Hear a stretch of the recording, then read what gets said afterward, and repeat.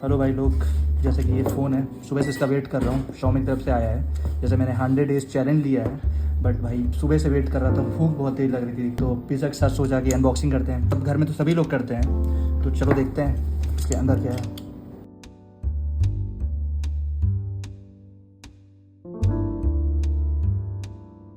पहले तो रेडमी का लोगो है ऊपर।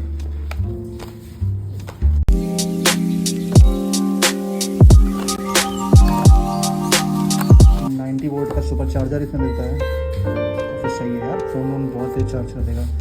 केबल भी काफ़ी सही मिल रही है इसके अंदर।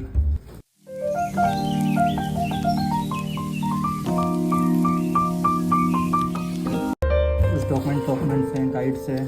कवर भाई, मुझे कवर बहुत पसंद है। कवर लगाए बिना फ़ोन नहीं चलता। कवर क्वालिटी चेक करते हैं इसकी। भाई काफ़ी सही कवर क्वालिटी दी है, काफ़ी सॉफ्ट फिनिश दी है इसको, बेस्ट है भाई। फ़ोन का लुक देखो भाई,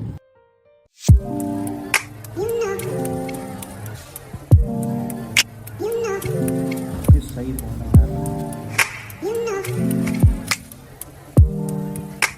यार।